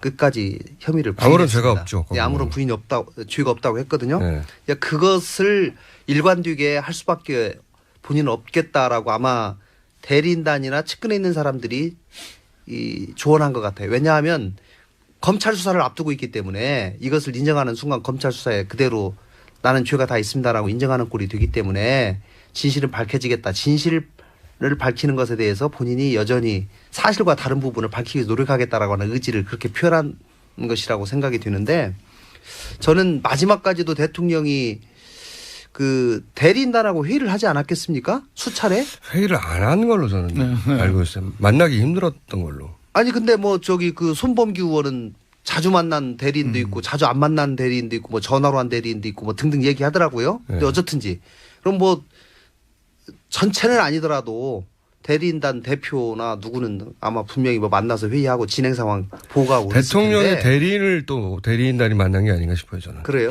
유영하 변호사가 제가 예. 일주일 전에 방송에서 인터뷰를 서로 나란히 했는데 그 삼성동 주택을 지금 최순실의 모친이 사줬다는 거 아니겠습니까? 예, 예. 그게 이제 특검 수사 결과로 밝혀졌는데 그거를 질문자가 물으니까 그거 아니라고 예. 대통령이 다 산 거라고 예. 그렇게 얘기하니까 질문자가 그럼 그거 대통령 만나서 들은 얘기냐 그랬더니 못 만났는데요. 뭐 그런 식으로 얘기를 했어요. 그러니까 제가 보기에는 유영하 변호사조차도 못 만났으면 지금 대통령 대리인들 예를 들어서 뭐 서석구 또 김평호 변호사님 뭐 이동호 변호사 이런 분들 만나기 쉽지 않았을까. 그 윤상현 의원이라고 전 의원. 예. 그 왜 누나라고 부른다고 네, 하는 예, 예. 굉장히 가깝다고 하는 친박 의원이었습니까? 제가 알기로는 독대를 한 번 한 걸로 알고 있어요. 아, 그래요? 그래서 제가 드리는 말씀은 대리인단하고 대리인단이 대통령에게 한 번도 제대로 된 진상을 그러니까 돌아가는 상황을 정확하게 객관적으로 보고할 기회가 없었던 것 같아요. 만약에 저한테 물어봤더라면은 인용이 될 가능성이 높으니까 빨리 사절을 수리하십시오. 내가 이렇게 좀 그것도 서두르십시오 얘기를 했을 텐데 그 본인도 끝까지 정확한 상황 판단을 못 하신 것이 아닌가 싶습니다. 알겠습니다. 메시지 어떻게 보셨어요? 네, 저는 이제 지난주 금요일 날 탄핵 인용 결판 나고 주말 동안 좀 찹찹했거든요. 사실은 그게 물론 뭐 대한민국을 위해서 탄핵 인용이 되는 게 다행이라고 생각을 했지만 개인적으로 어떻게 보면 좀 짠한 마음이 있었어요. 사실 어떻게 보면 저희들이 노력해서 만든 대통령인데 이렇게 탄핵된 거라서 주말 동안 안 했는데 어저께 밤에 불복 메시지를 들으니까 야, 그건 맞아. 너무 놀라워요. 그러니까 이럴 수도 있구나. 이런 생각이 들. 사실은 그 주말 동안 모든 칼럼이나 모든 사설이나 대통령께서 승복 메시지를 내야 되고 국민 통합, 치유 이런 나이가 나왔는데 진보부 상관없이 다들. 그 진보 보수가 문제가 아니라 이게 불복 메시지가 나오니까 야 이거 왜 이러실까 정말 이런 마음도 들었고 사실은 시기나 그러니까 이번에 메시지가 나온 시기나 방법, 내용 전부 다 좀 놀라웠어요. 사실은 시기도 탄핵 인용이 되면 바로 나왔어야죠. 직접 이렇게 통합 메시지가 나와야 되고 또 방법도 본인이 직접 좀 나오셔야 그러니까요. 되는데 또 전 청와대 대변인을 통해서 말씀하시고 내용도 불복 메시지란 말이죠. 그래서 이것이 패착이 최순실 씨가 지금 감옥에 있다 보니까 연락에 예, 지지할 사람이 제대로 없어서. 어드바이스를 이런 것들이 저는 뭐 국론 구원을 분열이니 못한 것 진보 같아요. 보수가 나눠지니 이런 거에 큰 영향은 없을 거라고 봐요. 대부분의 국민들이 승복을 해야 된다는 성숙한 시민들이기 때문에. 그런데 다만 보수 진영 내에서 조금 이렇게 친박이냐 비박이냐 요런 좀 그 어떻게 보면 갈라치기 이런 것들 아니겠냐. 그래서 결국은 소수 친박 또 지역색 요런 걸로 끝까지 정치를 하시겠다는 뜻으로 보여지는데 저는 바른정당 입장에서는 오히려 자유한국당에다가 자 그러면 헌재 판결에 대해서 승복하느냐 승복하지 않느냐에 대해서 의원 각각이 이제는 입장을 밝힐 때다. 그러니까 이 대통령께서는 불복하신다니까 자 같이 불복하실 것이냐 같이 누구 다 뭐 승복하실 것이냐에 대해서 분명한 입장을 좀 밝혀서 이제는 보수가 어떻게 보면 헌재를 불복하는 세력과 헌재 판결을 승복하는 세력이 정확하게 나눠져서 이제 보수도 재건해야 될 시점이 오지 않았나 그 얘기는 생각합니다. 예. 어제 그 승복할 수 없다 사실상 그 입장 발표를 민경욱 의원을 통해서 했다는 것이 굉장히 예, 중요하다고 전 대변인. 생각합니다. 예. 사실은 그 진실을 밝힌다. 이 얘기는 법정 투쟁을 앞으로 수사와 예. 기소되면 그거를 예고한 건데 그거는 사실 법률 전문가 탄핵 소추 탄핵 그 방어 대리인들을 시켜야 될 일이거든요. 사실은. 왜냐하면 탄핵 심판에 대한 입장이기 때문에. 근데 정치인을 골랐고 그중에서 친박 의원을 골랐고 그중에서 청와대 대통령으로 계실 때의 대변인으로 썼던 인물을 골랐다는 얘기예요. 예. 이 얘기는 왜냐하면 어제 그 메시지는 정치적 메시지고 뭐 법정 투쟁을 하겠다라고 돼 있지만 정치적 메시지고 친박 핵심 나를 따르는 의원들을 과거에 대통령직에 있었던 의원들 중심으로 해서 무언가 재건을 하겠다. 저는 그렇게 받아들였습니다. 근데 그게 저는 그 메시지가 그 재건을 하겠다고 하는 본인들의 의지에 스스로 총을 쏘는 자살에 가까운 메시지였다. 이거 그래서 모일 수가 있겠어요? 사실은? 그 중도와 예. 또는 야당을 지지하는 지지자들을 놓고 본다면 어제 그 메시지는 분명히 에라죠. 그러나 대선을 생각하지 않고 아까 그 시간이 가면 진실은 밝혀지니까 이 시간이 간다는 그 시간 타임 스케줄이 저는 대선을 목표로 한 것은 아니라고 보여져요. 그 그렇겠죠. 뒤를 겨냥한다면 극소수일지라도 열성적인 자기 지지자들에 대한 메시지로서는 뭐 그나마. 근데 그들이 힘을 가지려면 나머지 사람들 중에 애초에 동정심을 가졌던 분들이 따라 붙어줘야 되는데 그거 틀렸죠. 예, 스스로 털어내는 이제 자살골. 제가 어저께 이 그 대통령 메시지 나온 다음에 그 자유한국당의 상임 고문님 원로분하고 한번 통화를 했었는데 솔직히 이런 말씀을 하시더라고요. 마지막 신라같이 남은 희망을 잘라버리는. 대선에서 그 희망을 예. 이제는 보수가 집권하는 데는 물건 같다. 이제 보수가 정말 국민들한테 어떻게 이 대선을 통해서 다시 각인시키고 하는 재정립이 필요한 거지. 야, 정말 힘들어졌다는 말씀을 하시는데 굉장히 저도 동의를 하고 어저께 그 대통령께서 결국은 대한민국을 위해서도 아니고 또 보수 진영을 위해서도 아니고 그야말로 소수 친박의 팬클럽. 어떻게 보면 남아있는 네. 이것을 가지시겠다라는 모습에 안타까웠는데 그러면서도 바른정당 입장에서는 굉장히 자유한국당에서 탈당 많이 하겠구나 이런 생각하시지 않았어요? 근데 지금 이제 사실은 지금 이제 보면 네. 앞으로 검찰 수사에 나가시는 문제 또 그것이 구속 수사가 될지 불구속 수사가 될지 모르겠지만 그런 많은 과정이 있습니다. 이 과정 속에서 여론이 어떻게 변할지는 모르거든요, 사실은. 네. 그렇기 때문에 그런 것들 지켜보면서 소수 어떤 그 세력들을 결집을 시키겠다는 것이기 때문에 박상호 바른정당은 지금까지의 어떤 그 행보하고 틀려질 게 없을 것 같아요. 자유한국당은 아까도 말씀드렸지만 이삭죽기. 아니요. 이삭죽기도 아니고 보십시오. 헌재의 그 결과를 수용하겠느냐 못하겠느냐라고 자유한국당은 이제 정말로 이제는 입장을 밝혀야 된다. 수용하는 세력은 저희와 같이 할 수 있는 것이고 이걸 불복하겠다는 세력은 자유한국당 남아서 그러니까요. 이제 그렇게 보면 보수 진영의 어떤 그런 그 세력들을 저쪽으로 완전히 우측으로 밀어낼 수 있는 환경이 조성됐기 때문에 극우로 밀어낼 수 있기 때문에 저희로 봐서는 지금까지의 스탠스와 일관되게 가는 것이 중요하다고 그러니까 생각합니다. 수학의 계절이 돌아옵니까 바른정당 입장에서는 막 이삭죽기 하면서 그렇죠? 그러니까 이 또 좋으시죠? 그 세력들을 완전 우측으로 몰아내면 또 네. 중도를 바라볼 수 있는 기회도 생기거든요. 네. 그래서 좀 넓고 큰 정당. 몇 명이나 들어올 거라고 보십니까? 바른정당에? 그래서 저희들이 이제 또 고민을 하고 있죠. 네. 하고 있는데. 표정 관리하시면서. 하여튼 뭐 많은 분들이 또 함께 하지 않을까. 많은 분들이 함께 하지 않을까. 저는 예. 좀 생각이 좀 달라요. 아, 그러세요? 저는 그러니까 그 평화의 시기가 오고 예. 통합의 시기가 오면 지금 사당 체제의 스펙트럼이 그대로 드러날 가능성이 높은데 그리고 오히려 중도의 힘이 많이 받을 가능성이 높은데 박근혜 대통령이 양극단으로 갈라치기를 정확히 했고 그런 측면에서 더군다나 앞으로 수사와 뭐 압수수색 이런 것들 출국 금지 기소 이런 문제가 다 남겨져 있는 사안에서 이것이 오래 끌 수 있는 사안이 아니거든요. 앞으로 한 달 내에 아마 검찰이 전광석과 같은 수사를 하지 않을 수가 없는 그렇겠죠. 그렇기 때문에 일종의 갈등이 다시 첨예화되고 네.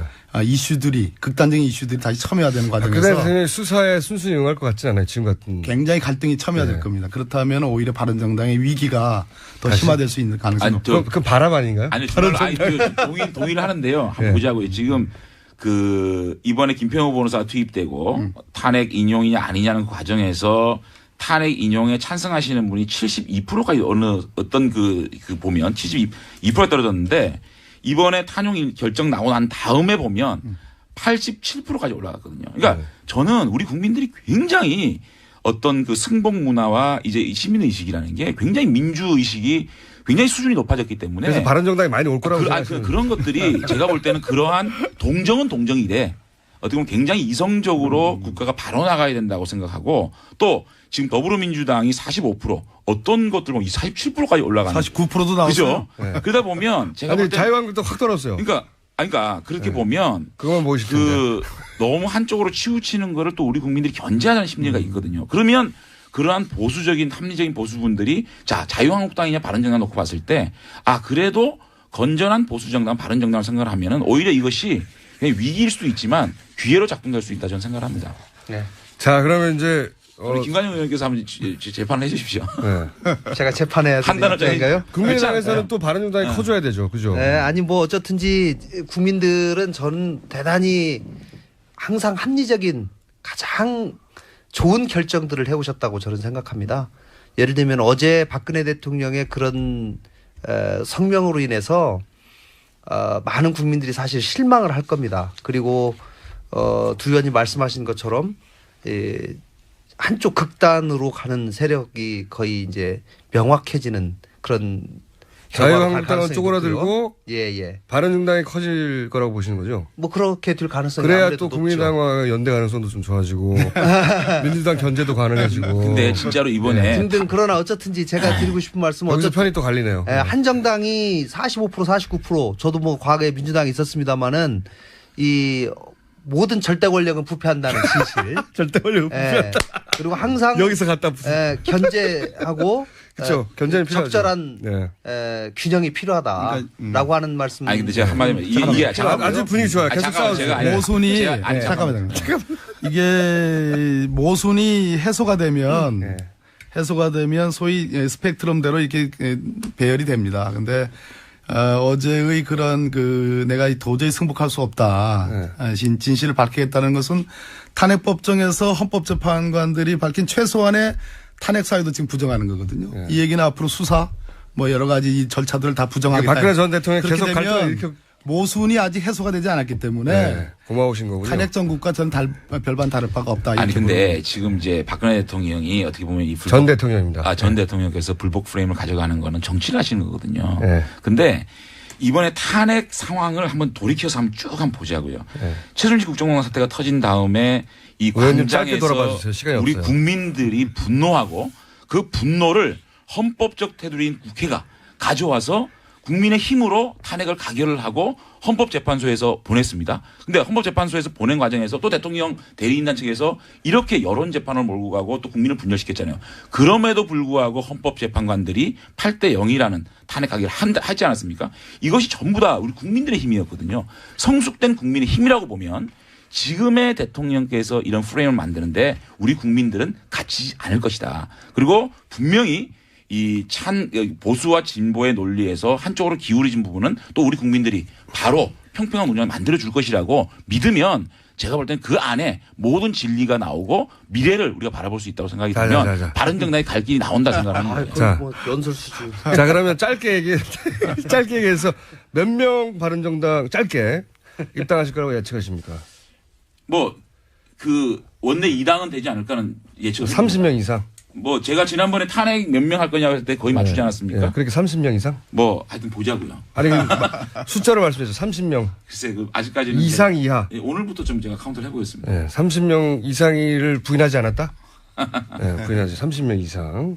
몇 명 갈 거라고 보십니까? 어디요? 바른정당. 아니, 전 바른정당 위기라니까요.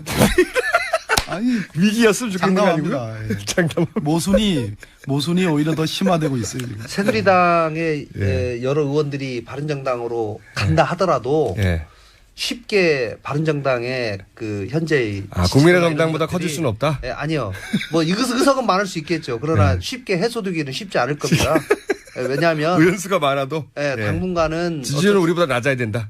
아니 뭐 높을 수도 있고 낮을 수도 있는데 제가 볼 때는 그런데 어쨌든지 뭐 저희는 합리적인 중도 보수하고도 예. 뭐 충분히 정책에 대해서 얘기할 수 있다. 김종인 전수는 아니, 어떻게 보세요? 김종인 변수. 아니 잠깐만 요 얘기를 좀 더 해야 돼요. 아이고.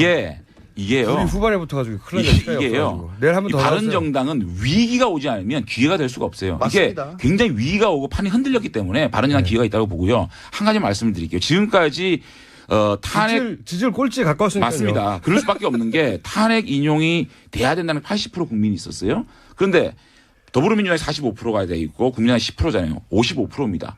25%에 이 바른정당을 지지할 수 있는 분들이 있는데도 불구하고 저희가 5%밖에 안 되는 거는 네. 저희들이 지금까지 양극단의 논리에서 저희들이 조금 차별화시키지 못한 그런 패착이 있었거든요. 그래서 이제 대표와 최고위원 지도부가 다 이번에 사퇴를 했고 이제는 사퇴한 이유가 뭔가요? 아니 근데 담자는 거죠. 그러니까 자유한국당에서 많이 와서 여기 아니 그건 아니고요. 누굴 담은 자유한국당이든 중도세력이든 간에 네. 저희가 비우는 마음으로 가야 그러니까 바른정당을 우리가 처음에 뭐 창당을 했고 창당 발기인이었기 때문에 저희가 주인이다가 김종인 대표 아니고 거기 오라는 거예요? 주인을 비워드릴 테니까 이제 그러니까요. 이 정당을 정말 국민의 정당 대중정당으로 가자는 마음에서 비우는 거거든요. 김종인 전 대표 변수 이제 변수가 되나요? 그러니까 저희들은 제가 볼 탄핵을 찬성한 80% 중에 민주당과 국민의당을 지지하는 사람 빼고 25% 이것부터 바로 복원을 하게 되면 저희 탄력을 받을 거라고 생각합니다. 김종인 전 대표의 이제 화두가 결국은 개헌론 또는 네. 임기 단축론을 근거로 해가지고 일종의 이제 반문 반박 뭐 강력한 빅텐트를 만들겠다는 거 아니겠습니까? 네. 그런데 그렇게 되려면 소위 이번 탄핵 정국에서의 모순들 적폐의 본질인 박근혜 최순실의 모순들이 다 해소가 돼야지 그러한 정치적인 구도로 가게 되거든요. 그런데 그런 모순들이 해결이 되지 않은 겁니다. 그러니까 그래서 국민들 눈에 적폐가 여전하다. 아직도 반성하지 않는다.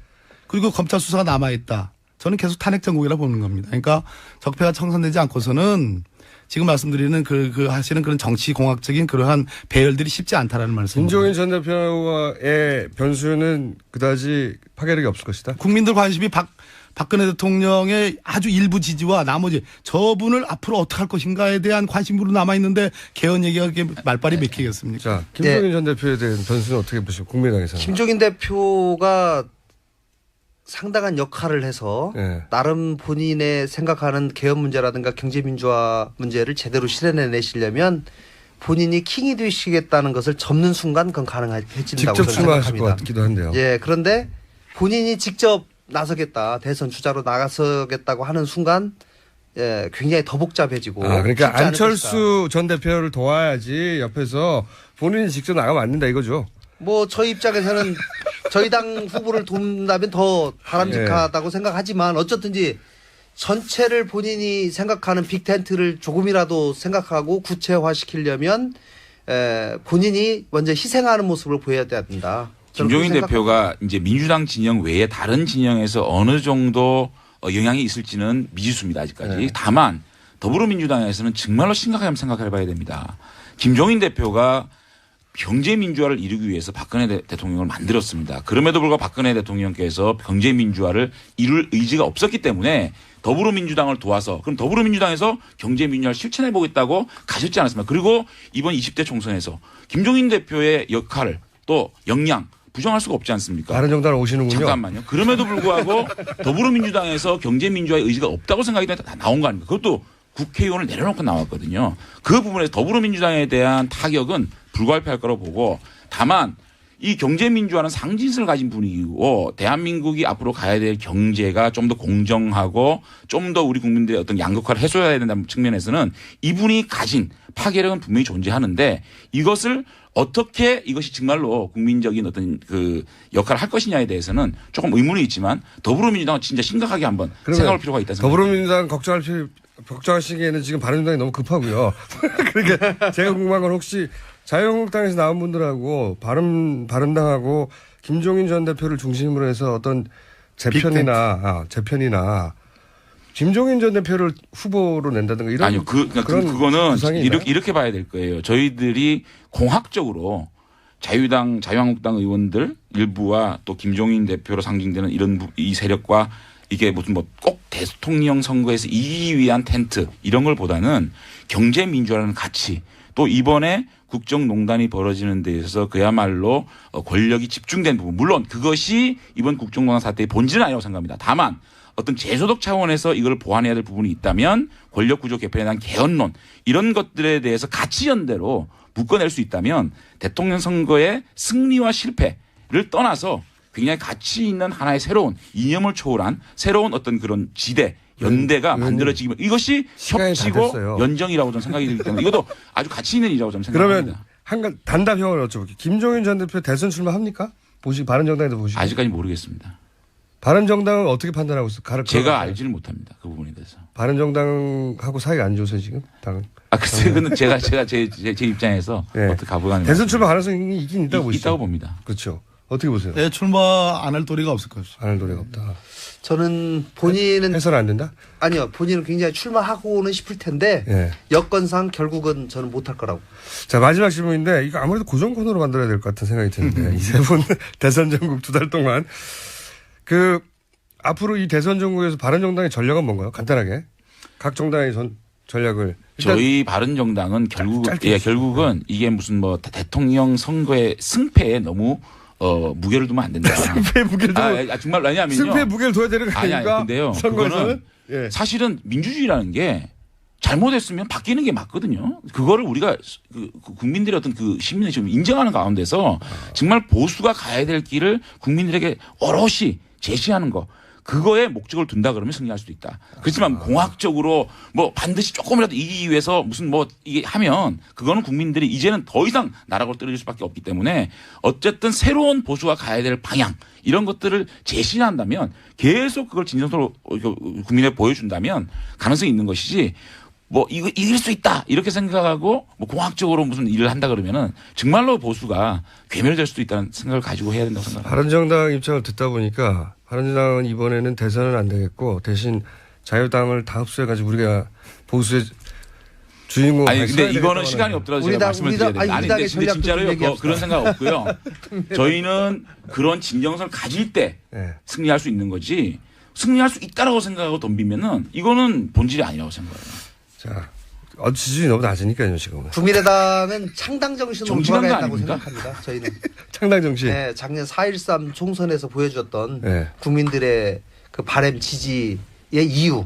그것이 결국은 양극단의 정치를 지향하고 제대로 된 대안 있는 정치를 하고 협치를 하라는 국민들의 뜻이라고 생각하기 때문에 그 창당 정신으로 저희가 돌아가서 다시 국민들께 밑바닥에서부터 열심히 한다면 저에게도 충분히 기회가 올 수 있다라고 생각합니다.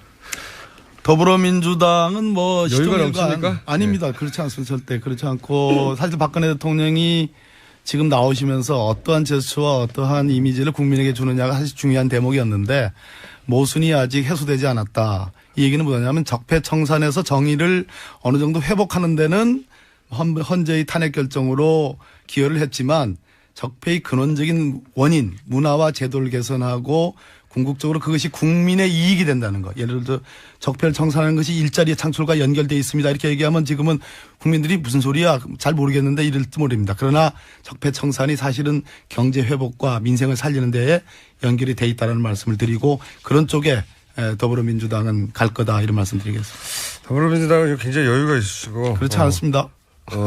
지지율 다 합쳐봐라. 우리 반도 안 되지. 이런. 김어준 총장님. 김어순이라고 할 뻔했어요. 이런 표정이시고. 저희가 이게 굉장히 재밌는데요, 의외로. 저희가 만약에 고정 코너 하시면 나오실 걸로 알고 그러면. 자, 지금까지, 탄핵소추위원분들입니다, 다. 네. 박범계 의원, 김건영 의원, 장재현 의원 세 분과 함께 했습니다. 감사합니다. 고맙습니다. 고맙습니다. 중앙 언론사 사장 왜 국민들이 못 뽑습니까? 국민들이 그들을 뽑을 때 그들이 국민들의 눈치를 보게 돼 있습니다. 국민의 것은 국민에게 돌려줍시다. 고맙습니다. 들으신 연설 내용은 지난 토요일 광화문에 서 있었던 촛불 집회 무대에서의 MBC 이용마 해직 기자의 변이었습니다. 공영방송을 다시 국민의 품으로. 네, 굉장히 중요한 문제죠. 자, 오늘 굉장히 문자가 많았습니다. 각 의원님들의 팬클럽이 따로 존재하는군요. 네. 그 중에서 저희 눈에 띈 것은 불만입니다, 불만. 네. 왜 전 국민이 듣는데 서울 날씨만 알려줍니까? 네. 저희가 말이죠, 말타 날씨나 폴란드 날씨, 플로리다 날씨 막 알려드려야 돼요. 그래서 불가능하다. 전 세계 다 듣고 있기 때문에. 자, 그리고 이정미 권한대행 헤어롤 관련해서 한 개 1,000원이 아니라 1,000원에 두세 개 하는 가장 저렴한 제품이라고. 네. 자, 이정미 권한대행 오늘 퇴임하죠. 제 생각에는 고맙다고 꽃다발 정도 헌재로 보내면 좋을 것 같습니다. 네. 큰 여기까지 하겠습니다. 르몽드 디플로마티크 한때 편집장, 현재 편집위원, 사단법인 인문결연구소 소장. 이렇게 소개 말이 긴 분들이 대부분 바쁘지 않아요. 임장원 의원 나오셨습니다. 안녕하십니까? 네, 안녕하세요. 네, 안 바쁘시죠? 지금 밤새서 눈 부은 거 안 보이세요? 안 보입니다. 자, 저희가 외신을 통해서 국내 현안들을 짚어보는데, 이 탄핵 인용된 거는 이게 전 세계적인 뉴스가 맞거든요. 네, 그렇죠. 대통령이 탄핵되는 거는 전 세계적으로 드문 일이기 때문에, 전 세계 탑 뉴스였어요, 실제. 그렇죠. 몇 개만 뽑아드려도 네. 굉장히 이제 많습니다만은 주로 이제 미국 뉴스가 많이 들어와 있습니다. CNN 같은 경우에 이제 실시간 방송도 했고 홈페이지 기사 제목 자체가 이제 박아웃 이제 많이들 보셨을 겁니다. 우리나라 언론에도 소개가 돼 있었는데 이제 아주 정말 간단하면서도 정말 명료한 그런 제목 아니었습니까? 한국 역사상 처음으로 탄핵당했다. 한국 대통령이. 한국은 61년 내에 대통령 선거를 치르게 됐다. 이런 내용. 그다음에 뉴욕타임스 신문 같은 경우도 한국의 첫 여성 대통령, 냉전 시대 군부 독재자의 딸인 박근혜 전 대통령이 보수 기득권의 아이콘이었다. 이런 표현이 나왔고요. AP통신 같은 경우에 또 역시 마찬가지입니다. 한국의 첫 여성 대통령이 아주 기가 막힌 몰락이었다. 2012년 대선에서 아버지에 대한 보수의 향수 속에 승리한 독재자의 딸이 스캔들 속에 물러나게 됐다. 이런 내용이 있었습니다. 그 외에 다른 나라 같은 경우는 영국의 로이터 통신도 있었습니다. 한국의 헌법재판소가 만장일치로 박근혜 대통령의 탄핵을 결정했다. 그 이후로는 대기업들과 관련된 뇌물 스캔들이 박 대통령에 연루된 점을 지적을 했다. 기타 그런 내용도 있습니다. 재미있는 거는 이제 종이 신문도 그렇습니다만은 인터넷상에 이제 이런 기사들이 실리면서 영국의 가디언지 같은 경우에 인터넷 이제 기사가 나오면 댓글들이 있지 않습니까? 그 댓글 중에 하나 재미있는 게 다음은 미국 차례다. 아니 실제로 저도 이 기사들 보면서 이제 댓글들 잘 봤는데 SNS 반응이나 미국에서는 부럽다는 반응이 되게 많아요. 한국도 할 수 있는데 우리도 할 수 있다 이런 거 있잖아요. 네. 우리가 수십 년 동안 미국을 바라보면 미국을 이제 민주주의의 우리 교과서처럼 여겨왔는데 거꾸로 외신 반응, BBC도 그런 반응이 있었는데 이 양반들이 보기에 영어로 다 읽으신 거예요? 네. BBC도 그렇고 하여튼 이 반응들이 뭐냐면 어떻게 이렇게 민주주의의 역사가 짧은데 네, 네. 이게 뭐 통 털어서 의미를 전달하자면 살아있는 권력을 이렇게 평화적으로 절차에 맞춰서 헌법에 따라 탄핵시키고 실각시켰다는 게 이 사람들 보기 너무 신기한 거예요. 네, 맞습니다. 네, 그거 너무 자랑스러워도 해도 된다고 생각하고 배워야 된다. 네, 그렇죠. 이런 얘기 들어본 적 없거든요, 저희. 그렇죠. 그러니까 해외에서. 이게 굉장히 우리나라 뉴스가 해외에서 이렇게 외신에 나오는 경우가 대개의 경우는 이제 경제적으로 재벌도 정경유착. 이게 네. 아주 제일 많이 나옵니다. 제가 이제 계속 제 하는 일이 외신을 모니터링 하는 거라서 보면은 제일 많이 나오는 뉴스가 정경유착이에요. 네. 아니면 뭐 문화 쪽에서 이제 뭐 예를 들어서 김치 소개라든가 네. 최근 들어서 이제 그러니까 뭐죠? K-팝 네. 그런 소개 이런 것들이 이제 주로 우리나라 혹은 뭐 휴대폰 소개. IT 그렇죠. 쪽에서의 삼성 휴대폰이 가지는 이상 때문에. 네, 뭐 애플하고의 어떤 분쟁이라든가 네. 이런 얘기가 주로 나오는데 정치에서 우리가 이렇게 외국에 칭찬을 받아본 역사가 칭찬을 받아본 적은 없죠. 없어요, 진짜로. 없죠. 그런 적이 없었는데 작년 12월 정도부터 그러니까는 이 사건의 초반기, 그러니까는 국정농단 사건이 불거질 때만 해도 망신스러운 기사가 많았죠. 네. 우리 기억. 진짜 부끄러웠어요. 샤먼 막 나오고 막 그럴 때. 그림도 이렇게 곁들여 가면서 이렇게 로버트 태권브이 머리 열려서 이렇게 속에서 왜 철인가 훈인가 나오잖아요. 네. 그리고 대통령을 꼭두각시에 실제로 비유해가지고. 네, 그런 그림도 굉장히 많았죠. 물론 외신을 계속 이제 모니터링을 하면서 그냥 그런가 보다 이런 기사들이 많이 있었는데 그런 그림들을 볼 때는 정말 저도 기분이 안 좋더라고요. 근데 12월 정도부터 말씀하신 것처럼 네. 촛불 집회부터. 네. 외신들이 다른 눈으로 보기 시작한 것이 그러니까는 정부는 참 무능한데 어떻게 이런 국민들이 있나 이런 반응들이 나오기 시작을 했어요. 그래서 아까 말씀하셨죠. 우리가 배워야 된다. 이런 기사가 실제로 나왔거든요. 독일 언론에서 처음 나오기 시작을 했고 독일 슈피겔인가 아마 그렇게 기억을 하는데 12월 중순쯤 그러니까 우리가 12월 3일이었나요? 200만이 넘어가는 토요일 집회, 촛불 집회 그가 나온 이후로 민주주의 역사가 길다고 할 수 있는 유럽과 미국이 이제는 한국에 배워야 된다. 이런 기사가 나오기 시작을 했어요. 그리고 이번에도 이게 우리끼리 과장 원래 사실 예전에 보면요. 우리 언론들이 그런 거 많이 했어요. 별것도 아닌 거 가지고 과장해가지고 뭐 세계가 주목한다. 네네네. 그 대부분 오바였는데 지금은 진짜로 이건 그렇습니다. 오바가 아니고요. 네. 자기들끼리 진작에 그런 얘기를 해요. 네네. 맞습니다. 이번에도 헌법재판소의 탄핵 결정 이후에도 이제 그런 기사들이 많이 나왔어요. 아까 뭐 보셨으니까 정확하게 얘기를 다 하시던데 그런 민주주의 역사가 몇 년 되지도 않은 그런 나라에서 절차상으로도 문제가 전혀 없었지 않습니까? 네. 절차상으로도 그다음에 시민 의식으로도 여러 가지 면에서 이렇게 국정 혼란 그다음에 어떤 농단 사태 이런 것들을 현명하게 극복을 할 수 있을까 하는 그런 기사들 어떻게 보면 이제 놀랍다 뭐 부럽다 이런 전체 내용들이. 절차에 흠잡을 데가 없는 겁니다. 그렇죠. 네. 그리고 이게 왜 그렇게 생각할 수밖에 없냐면 이렇게 이제 권력이 부패해서 생기는 문제들 다른 나라에도 많이 있었어요. 예를 들어서 남미에서 이런 문제가 있었다. 그러면 대통령궁을 떠나네 안 떠나네 뭐 헬기로 도망가네 뭐 유혈 사태 나고 아랍의 봄이라는 것도 마찬가지고요. 네. 기본적으로 이런 사태들은 반드시 유혈 사태 혹은 뭐 군의 투입 뭐 구테타 처음에는 외신들도 네. 그렇게 봤겠죠. 그렇게 될 거라고들 상상하면 왜냐하면 그게 수십 년간 보아왔던 네. 패턴이거든요. 전 세계적인. 우리도 소위 친박이라는 골수 지지 팬들 그분들 그렇게 얘기를 하잖아요. 이거는 뭐 쿠데타 밖에 없다. 뭐 군대 일어나라 뭐 이런 얘기들을 실제 우리나라 내부에서 나오고 있잖아요.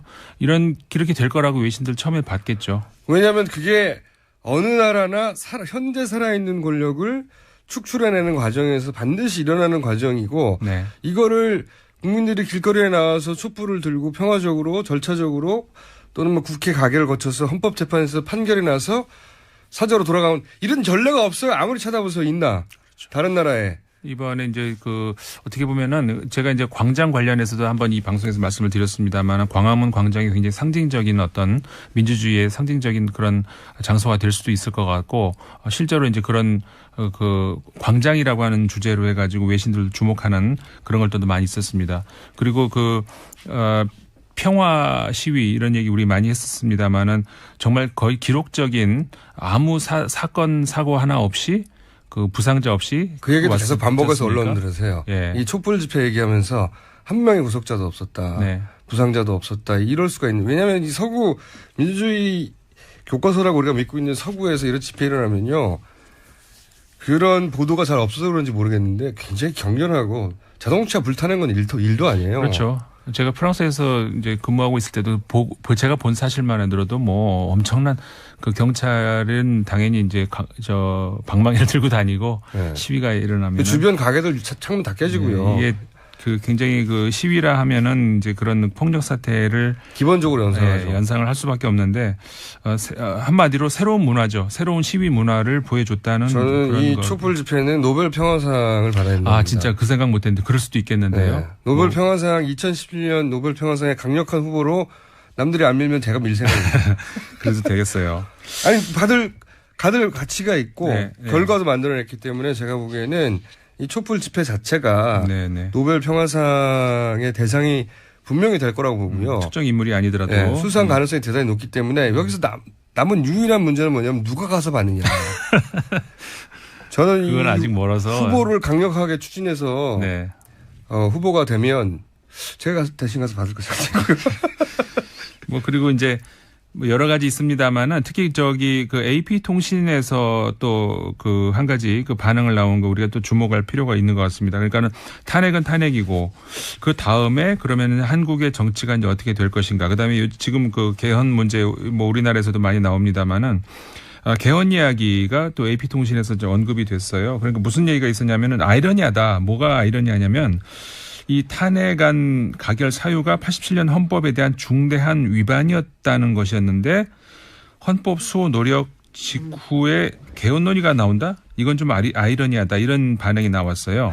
그것도 그들이 보기에도 아이러니하죠. 네. 지금은 그 소위 문제가 됐던 범죄 행위들에 대해서 막 따지고 들어갈 것 같은데 갑자기 왜 정치권에서 개헌 얘기가 나오는지에 대한 의아함은 외국 언론들한테 있어요. 네. 그래서 이게 이제 뭐 우리도 한번 생각해 볼 문제가 아닌가 싶어요. 우리가 외신을 보는 그 뭐 또 목적이 그런 것 중에 하나도 있는데 이게 과연 제도의 문제인가 문화의 문제인가.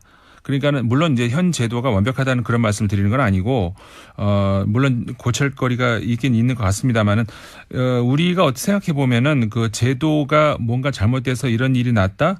글쎄요. 그것보다는 우리 문화 안에 어떤 경직된 그다음에 그 제왕적인 어떤 뭐 보스를 모시는 그런 문화가 자리 잡고 있어서 그게 대통령을 우리가 생각하는 국민들 안에서도 그런 게 있는 것이 아닌가 이런 생각을 외신들도 보고 있거든요. 우리가 국민들도 한번 생각을 해볼 필요가 있는 것 같습니다. 그리고 이제 예를 들어서 그 닉슨도 이런 과정을 거쳐서 탄핵된 게 아니거든요. 본인이 그런 절차에 들어갈 것 같으니까 사임을 한 것이지. 그렇죠. 네. 이런 전례는 정말 찾기 어렵고 앞으로도 계속 회자될 것이고 노벨 평화상 받아야 된다고 보고 좀 재밌었던 것은 일본의 반응이에요. 네. 일본의 반응은 뭐랄까 어떻게 이게 가능하지? 좀 약간 부정적인 뉘앙스요. 네. 왜냐하면 일본의 방송들은 보니까 탄핵이 기각될 거라고 생각하고 있더라고요. 기각되었으면 좋겠다 싶은 마음이 반영된 건지 뭐랄까 그 일본에서 불가능하지 않습니까 이게. 그러니까 전 두 가지로 볼 수 있을 것 같아요. 일본 사회 같은 경우가 일단은 그 시민 사회라고 할 수 있는 어떤 그런 운동이 우리나라보다 적죠. 그러다 보니까 전체적으로 사회가 이제 이렇게 우리나라보다 뭐 보수화됐고. 좋게 말하면 안정적인 건데 이게 좋게 볼 만한 것은 아닌 게 사회가 변화가 없는 거죠. 그래서 이제 그런 면도 있고 그다음에 또 하나 현실적으로 정치적으로 만약에 이제 한국의 정부가 바뀐다던가 정권이 바뀌었을 때 다시 시작해야 되는